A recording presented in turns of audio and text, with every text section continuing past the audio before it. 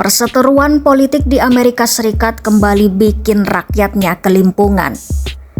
Penghentian layanan pemerintah federal atau government shutdown kini kembali memasuki pekan kedua. Dampaknya mulai dari gangguan layanan pangan hingga kekacauan di bandara-bandara besar. Ribuan penerbangan di seluruh Amerika Serikat tertunda. Kekurangan staf di bandara membuat jadwal keberangkatan dan kedatangan pesawat berantakan. Badan Penerbangan Federal AS mengurangi jumlah penerbangan tiba per jam di bandara-bandara besar seperti Chicago O'Hare dan Atlanta. Rata-rata penundaan mencapai 30 hingga 40 menit, bahkan ada yang lebih dari 2 jam. Ini bukan pertama kalinya AS mengalami shutdown.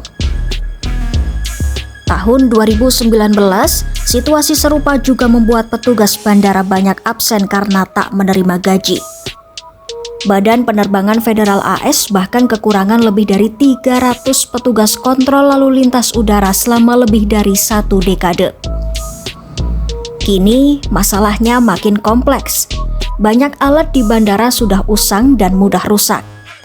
Bandara Hollywood Burbank di California Selatan bahkan sempat lumpuh total selama beberapa jam. Sekitar 13.000 pengatur lalu lintas udara dan 50.000 petugas administrasi keamanan transportasi masih tetap bekerja tanpa menerima gaji. Mereka baru akan dibayar sebagian pada pertengahan Oktober 2025. Tak cuma penerbangan yang terganggu. Penutupan layanan pemerintah federal juga mengancam 2 program bantuan pangan besar, yaitu program perempuan, bayi, dan anak, serta program bantuan nutrisi nasional. 2 program ini membantu hampir 44 juta warga miskin, termasuk anak-anak dan ibu hamil.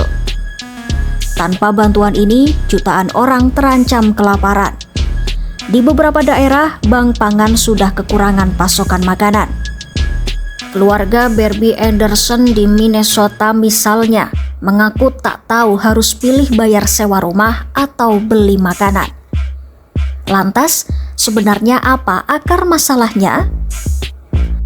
Partai Republik dan Partai Demokrat belum juga sepakat soal anggaran, terutama terkait subsidi layanan kesehatan dalam Undang-Undang Perawatan Terjangkau. Demokrat ingin perpanjangan bantuan premi kesehatan bagi warga miskin, sementara Partai Republik menolak dengan menganggap program itu boros dan bermasalah. Perselisihan ini memicu pernyataan keras dari Presiden AS Donald Trump yang mengancam akan menahan gaji para pegawai federal yang dirumahkan. Langkah itu dinilai sebagai tekanan politik agar Demokrat mengalah.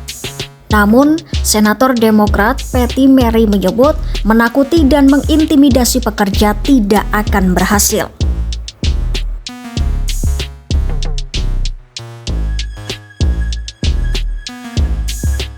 Selama partai-partai di Washington terus berseteru, rakyatlah yang paling dirugikan.